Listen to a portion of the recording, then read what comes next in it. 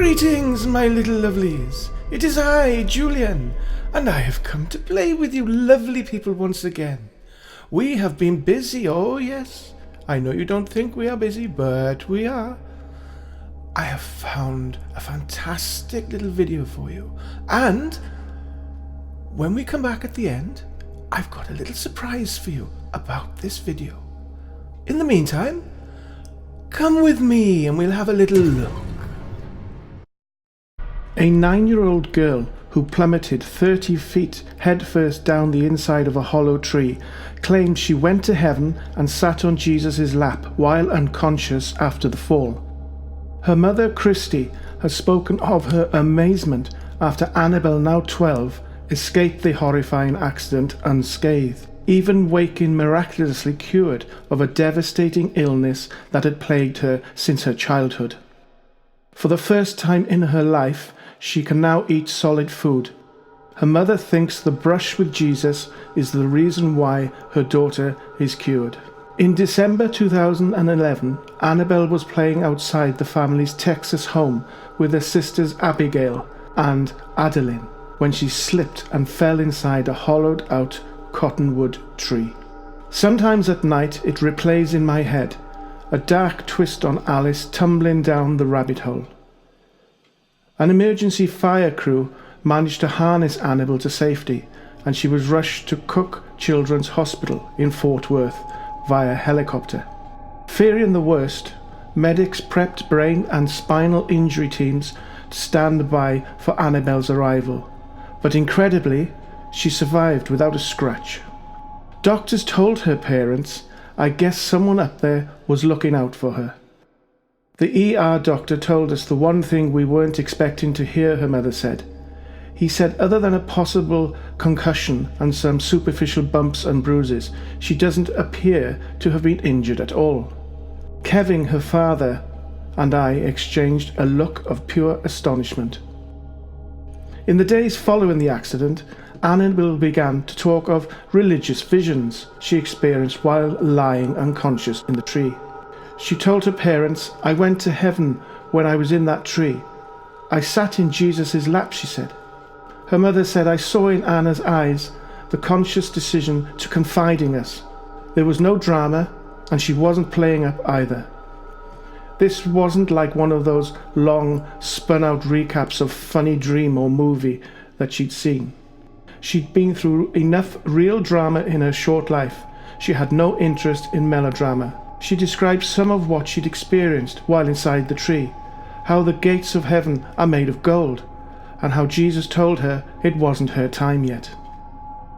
Initially, Christy was concerned that Annabelle was indicating a head injury, but MRI and CT scans revealed she had not sustained one. Further tests also revealed Annabelle had remarkably stopped displaying symptoms of pseudo-obstruction motility disorder, a rare incurable condition that had seen her in and out of hospital since 2008. Doctors advised she should come off her antibiotics she had been taking for all these years. Instead of taking 10 different types of medication throughout the day, she only needed 3, and the painkillers that were prescribed as and when she needed them were not required at all. Previously, Annabelle's medication meant that she had to have a liquid diet or stick to soft, bland food. But now she can happily tuck into pizzas and McDonald's Happy Meals. The family have gone more than a year without a single visit to a doctor. I can't explain what happened to her physically while she was in that tree, she said. All I have to go on is the data and the medical records from before and after. The proof is in the pudding, she said. She wasn't well before, and now she is. All I know is that she believes she went to heaven, and I believe her when she tells me she believes it. Annabelle talked of seeing a guardian angel as she came to. The schoolgirl said, I started to wake up in the tree, and I could hear the fireman's voice, and I saw an angel that looked very small, like a fairy, and the God winked at me through the body of an angel, and that he was saying, I was fine. He was going to leave me now, and everything was going to be okay.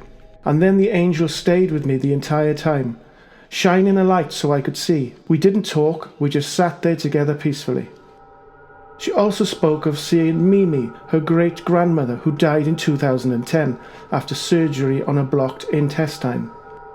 When asked what Jesus looked like, Annabel said he had a beautiful long white robe, dark skin and a big beard. Kind of like Santa Claus, but not really.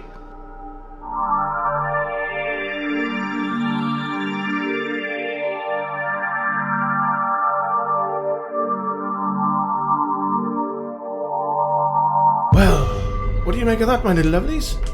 It's quite interesting, wasn't it? I found that rather interesting for reasons I shall bring to you in a moment.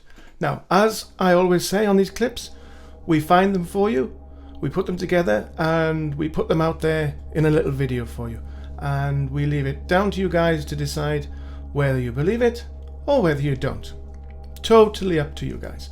Now, the reason I found this rather interesting is because when I started doing this little video, doing my research, I didn't know something. But as I did more research, I found that this has been made into a film. They actually made a film about this, which I find absolutely marvellous, and that's why I'm telling you guys. So have a little look on Google if you have time, or whatever platform you use. Type in Miracles from Heaven, because that's what the movie's called, and have a little look and see what you think about it. I think it's marvellous, so that's why I'm telling you all about it. I hope you all go and have a little look, and if any of you buy the movie, think of little old me, eh? Now then, that brings me to the end of this. All it leaves me to do is wish you all well, and take care, my little lovelies. Toodle pip, my little lovelies. Toodle pip for now. Ta-ta!